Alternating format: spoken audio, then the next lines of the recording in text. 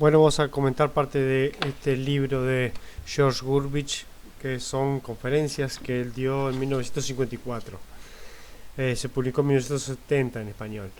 Este libro tiene dos títulos, pero es el mismo libro. A veces lo editan como El concepto de clases sociales de Marx en otros días, o si no como Teoría de las clases sociales, pero es el mismo libro, solo que según la editorial es como lo edita cada uno, ¿no? Son, como decíamos, es de 1954. Sé que si es el concepto de Marx a nuestros días es a 1954.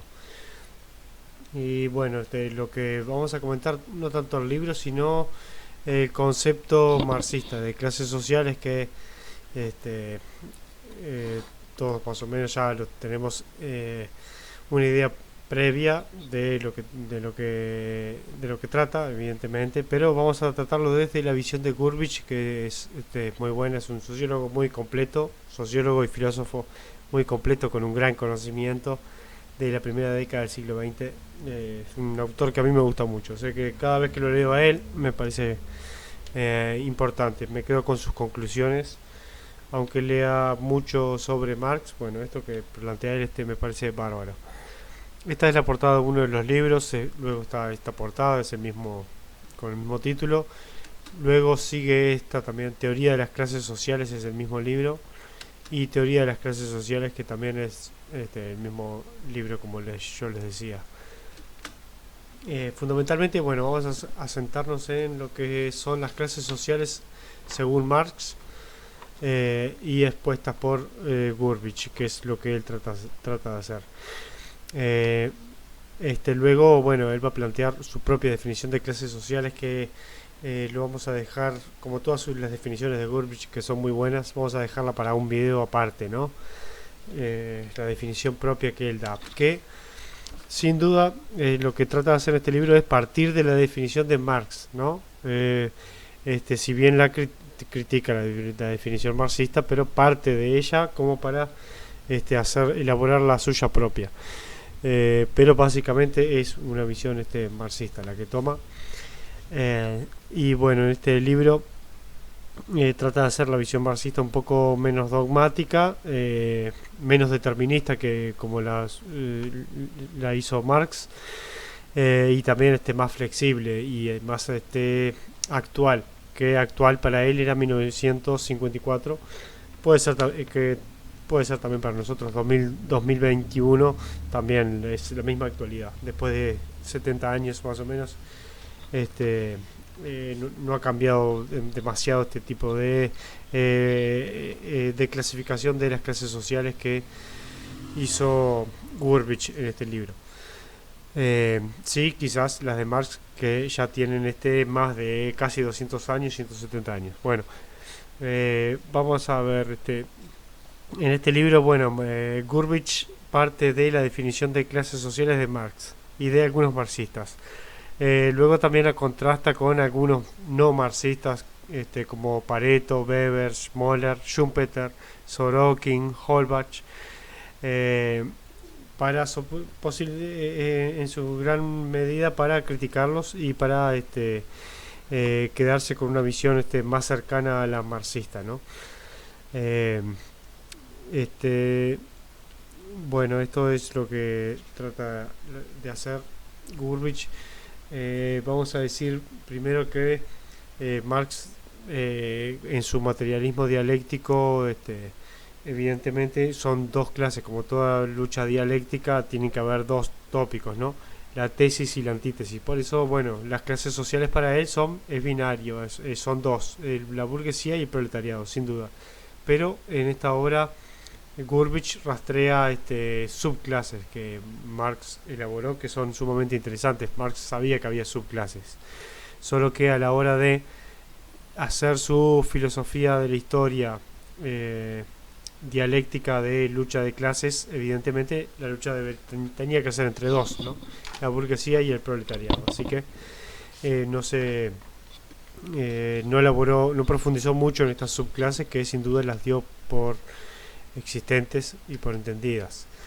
Vamos a empezar con esto que dice Gurvich. Gurvich saca 8 conclusiones básicas de todas las obras de Marx que analiza, en las que estudian las clases sociales, que son muchísimas: el manifiesto comunista, la lucha de clases en Francia, revolución y contrarrevolución en Alemania, la Sagrada Familia, también el Capital. Bueno, la primera mitad del libro cita todas estas obras de Marx, una por una, y de esas obras saca algunas conclusiones de Marx. Bueno, la primera es que no se puede definir las clases sociales como lo han querido el economista alemán Boucher y el marxista belga Overbeck. Bueno, acá lo que está diciendo es que las clases sociales, según Marx, no se pueden clasificar de la manera como lo hacía Boucher, como categorías socioprofesionales o sociométricas. No puede ser la profesión las clases sociales.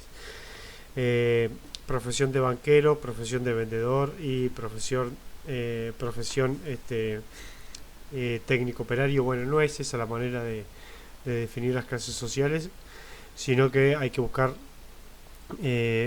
algo más que eso, que no sea una categoría sociométrica o que no sea una categoría socioprofesional, ¿no? Es algo más que eso, y está muy relacionado con la relación que hay a los medios de producción y a las relaciones de propiedad, sin duda.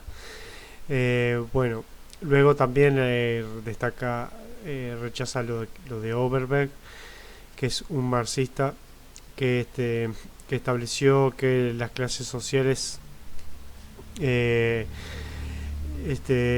estratificaciones por capas sociales, como lo vemos allí. También Marx rechaza eso. Bueno, si bien no conoció a Overbeck, rechaza que puedan ser capas o estratos sociales, las clases sociales, porque si no, los estratos sociales serían casi infinitos, porque dentro de una clase habría muchos estratos. Dentro de la clase de los bancarios habría muchísimos estratos, de una manera infinita. Entonces no es relevante clasificar las clases sociales simplemente como estratos, como también lo quería hacer Lloyd Barner y otro autor que cita Gurvich, que es Theodor Geiger, que es también un precursor de los norteamericanos, que eliminaron la idea de conciencia de clases y de clases sociales para elaborar simplemente categorías profesionales, ¿no? Que es un poco lo que hacía Boucher y en lo que termina siendo también Overbeck, según Gurvich. Bueno, otra de las conclusiones que hay que sacar es que Marx está tentado de vincular la existencia de las clases propiamente dichas a la aparición de la gran industria, es decir, a no encararla sino a partir del siglo XVII. Así que bueno, otra de las conclusiones de Marx es que las clases sociales surgen con la historia moderna, y especialmente con la industrialización o con un nuevo modo de producción. Eso es, o sea que antes de el surgimiento y consolidación del capitalismo no podrían existir clases sociales, ¿no? Bueno, así que eso también según Marx. Luego otra conclusión que saca es que la clase puede existir con relación a otra clase, mientras no exista aún una relación a sí misma. O sea que una clase social tiene que existir por una relación antagónica o de lucha o de oposición a otra clase. Tiene que haber otra clase que tenga algún interés opuesto o alguna vinculación con el mundo social opuesto al de otra clase. Así que esa es la idea. No pueden ser complementarios, ¿no? Como podríamos tenerlos con categorías socioprofesionales a las que propusiera, por ejemplo, Lloyd Barner, el norteamericano, que hizo uno de sus estudios en los 60, o Boucher, por ejemplo, Boucher. O sea, tiene que haber una relación antagónica de clases, no una interdependencia funcional, o el producto simplemente de una división social del trabajo. Así que no, tiene que haber intereses opuestos, y Eso lo lleva evidentemente a la conciencia, a la idea de lucha, a la conciencia de clase y a la idea de lucha. Luego, una de las cuartas conclusiones es que para afirmarse como clase es necesario que la toma de conciencia de clases se transforme en una ideología de clases y que las dos se constituyan en función de la lucha de clases. O sea que una clase social no tiene que simplemente existir como una categoría que puede analizarse desde el exterior, que un científico o un estadístico pueda estudiar, sino que esa clase tiene que tener alguna conciencia de qué relación tiene en el medio, en los modos de producción en los que se integra, y además tiene que formar algún tipo de ideología, y esa ideología tiene que luego ponerse en función de una lucha de clases o una lucha de intereses, ¿no? Saber que como clase tiene una ideología y esa ideología lo pone en oposición a otra. Luego, bueno, algo que podemos profundizar. Marx distingue para el presente 5 clases. Para el presente se refiere al presente de Marx, 1850 o 1870, podemos decir el Capital, más o menos, 1870 o 1850, por ahí. Marx distinguía 5 clases: propietarios terratenientes. Bueno, eso sería la antigua oligarquía o la aristocracia. Luego tenemos la burguesía, los burgueses. Luego los pequeños burgueses. Cuarto, los granjeros campesinos o el campesinado. Y por último, los proletarios. Pero cree que estas dos clases se reducirán a dos. Eso ya lo habíamos dicho. Evidentemente, para su materialismo dialéctico y su lucha de clases y la abolición de una de las clases que domina por otra, en la que luego no iba a haber ninguna clase que dominara una a la otra, evidentemente tienen que ser dos para que haya una lucha de tesis y antítesis, como habíamos dicho, ¿no? Para que se dé su materialismo dialéctico. Aún así, reconoce que existen estas clases, solo que los propietarios terratenientes van a desaparecer en favor de los burgueses, los pequeños burgueses se van a convertir en proletarios o en burgueses, y los granjeros campesinos también van a convertirse, se van a proletarizar o se van a convertir en algún tipo de burguesía campesina, ¿no? En burguesía rural. Así que bueno, esa es la idea, pero hasta el momento distinguía esas 5 clases, pongamos 1850 como dije. Además, Marx considera que toda lucha de clases se torna en lucha política, o sea que lucha por el poder. Es otra concepción, otra de las conclusiones que se puede extraer de todos los textos de Marx. Luego que la clase está inclinado Marx a ver un antagonismo en todo conflicto y en toda lucha de agrupamientos particulares, lo que es muy objetable. Eso lo agrega Gurvich, ¿no? Pero bueno, Marx está inclinado a que hay siempre un antagonismo en todo conflicto o en todo agrupamiento particular. O sea que bueno, eso es un poco por su lucha dialéctica, o su conflicto dialéctico. Bueno, estaba tentado a ver siempre un antagonismo, ¿no? En cualquier agrupamiento que haya, cualquier gremio que se forme alrededor de la producción, el gremio de los bancarios o de el campo o de los productores rurales, en esos agrupamientos Marx siempre está inclinado a ver un antagonismo y un conflicto. Bien. Y luego la octava conclusión que saca Gurvich es que no abandona nunca su doctrina social de carácter escatológico. Esto es lo que decíamos. En ningún momento considera Marx que el desarrollo de la historia va a llevar a que haya una reforma social y que no tenga que haber necesariamente una revolución social que termine de las dos clases con un antagonismo de clases y al final el final de la historia con una clase sola y el final de la explotación del hombre por el hombre, etcétera, o una revolución final mundial entre una clase contra otra, o que la clase proletaria y burguesa se transformen en las dos clases, no solo de lucha en Europa, sino en todo el mundo. O sea, ese carácter escatológico no lo abandona nunca Marx. es lo que tiene, ¿no? Y eso es cierto, al leer Marx está continuamente con esa visión hacia futuro en la que lo que está sucediendo está generando una gran transformación, una transformación final que terminaría siempre en su revolución, en el comunismo, en la dictadura del proletariado o en la sociedad sin clases, etcétera. Bueno, eso estaba muy bien, esas son las 8 conclusiones que saca Gurvich. Luego me pareció interesante extraer las subclases que construye Marx. Una de ellas la sacamos de un libro que es Revolución y Contrarrevolución en Alemania. En ese libro de 1848 Marx establece 8 clases interesantes para estudiarlas, ¿no? La nobleza feudal, que es un poco lo que habíamos nombrado antes, ¿no? Los propietarios terratenientes. Bueno, la nobleza feudal, por otro lado la burguesía, la pequeña burguesía, el grande y pequeño campesinado, el pequeño campesinado libre, luego el campesinado siervo, luego los obreros agrícolas.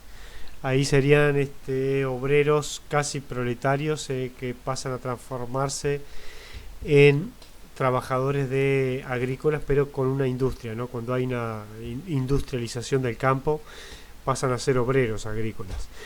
Luego, bueno, el campesinado siervo es el que queda remanente, que queda del antiguo modo de producción feudal. Y luego, finalmente, la octava clase social serían los obreros de la industria. Bueno, esto es interesante. En Revolución y Contrarrevolución en Alemania establece esas 8 clases sociales, y luego en la lucha de clases en Francia establece 7 clases. La burguesía financiera, fíjense que no aparece antes, la burguesía financiera, luego la burguesía industrial, luego la clase burguesa mercantil, la boutique, o sea, los que tienen boutique, que son los que tienen tiendas, comercios, o sea que sería la burguesa comercial, la clase burguesa que tiene comercios. No es dueña de fábricas, no es dueña de bancos, no es bancaria, no es banquera, no financia, no es dueña del gran capital, pero es una clase burguesa mercantil que vive del comercio y tiene tiendas, ¿no? Tiendas, o sea, comercios, algo que fíjense que hoy es muy valorado, ¿no? Tener esa burguesía que tiene un comercio en un shopping, por ejemplo, o que tiene un comercio en los lugares céntricos de la ciudad. Bueno, luego tenemos la pequeña burguesía, un poco similar a la clase anterior, la clase campesina, la clase proletaria y finalmente el lumpenproletariado, que es la subclase o la infraclase, es la clase que ni siquiera llega a ser proletaria, digamos, pueden ser vagos, alcohólicos, drogadictos, personas con mucha necesidad, así que ya en esa época empiezan a recibir ayudas sociales, por ejemplo. El lumpenproletariado sería la clase que hoy en día, en el siglo XXI, recibe ayudas sociales, que no trabaja y recibe dinero muy inferior al de la clase proletaria, a la clase trabajadora, vive en condiciones muy inferiores, pero recibe ayudas del Estado. Que justamente a veces es una burguesía en el poder que se alía con este lumpenproletariado y que lo mantiene pago, ¿no? Una clase burocrática que la mantiene como en cierto estado ni siquiera no se transforma ni en proletaria ni en revolucionaria, ¿no? Vive simplemente de planes y ayudas sociales. No completa, no tiene educación, no tiene profesión. Ese sería el lumpenproletariado y es sumamente interesante. Que está al servicio, dice Marx, de los intereses antirrevolucionarios de la burguesía.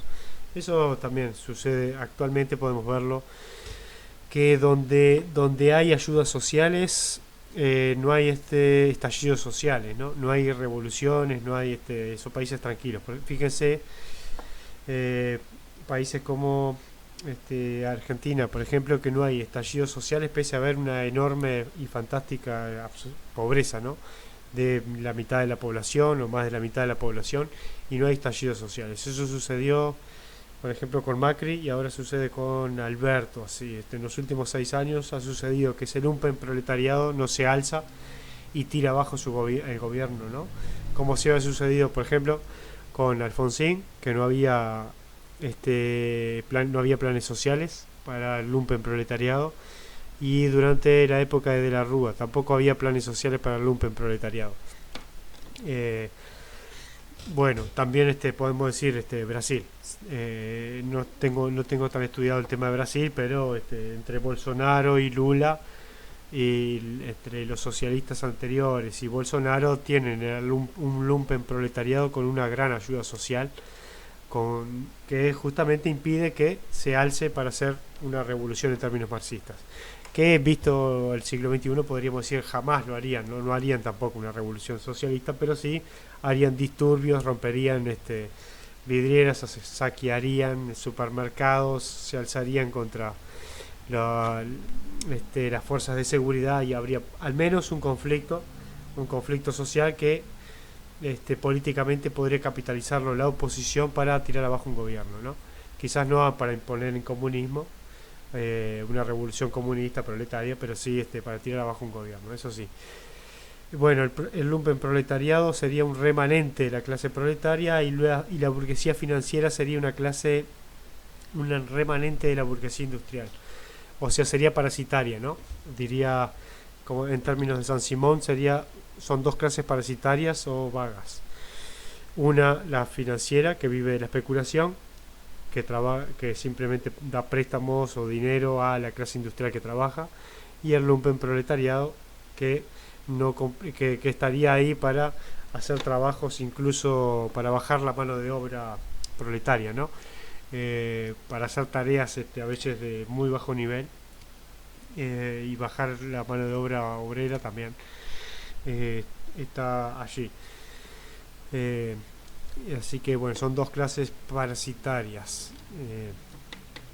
Luego de esto, bueno, finalmente, bueno, podemos decir que las clases sociales en Marx, hay dos clases que explican su materialismo histórico de lucha de clases: la burguesía, que simplemente que posee los medios de producción y el capital, y el proletariado, que solo posee su fuerza de trabajo, o sea que son asalariados. Ese es el esquema del materialismo dialéctico, o el materialismo histórico de Marx: burguesía versus proletariado. Pero también podemos matizarlo eso y saber que Marx también habló de más clases, ¿no? Como en la lucha de clases en Francia, que era de lo que hablábamos antes, con estas 7 clases sociales.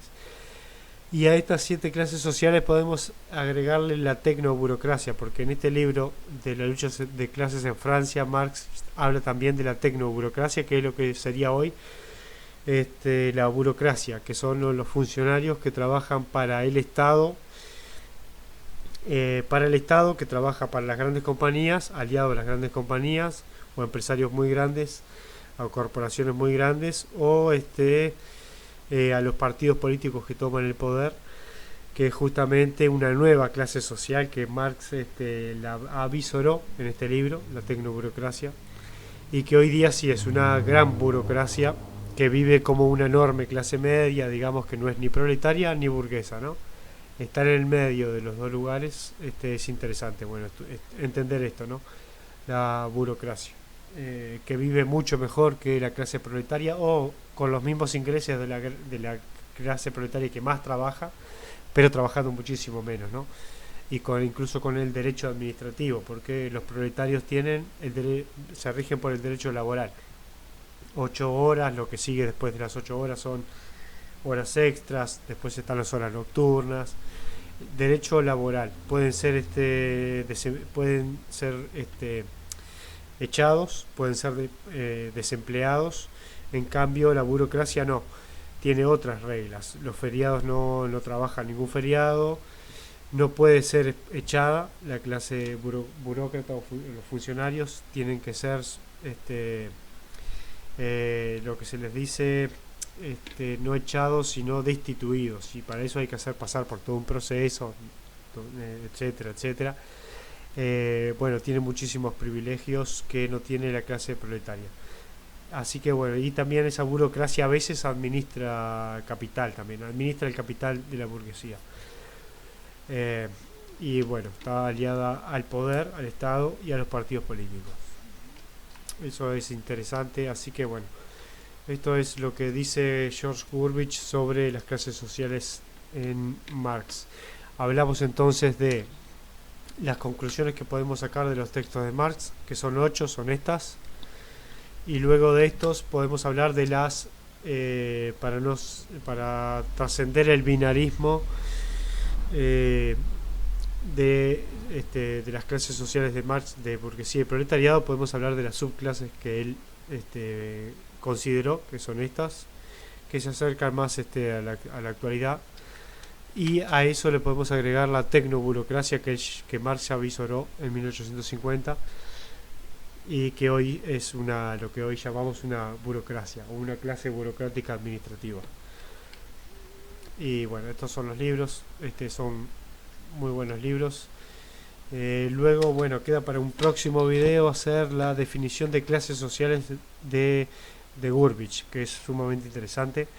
Dice Burbidge que son agrupamientos particulares de hecho y a distancia. Bueno, le da una serie de características que sin embargo es una definición marxista, ¿no?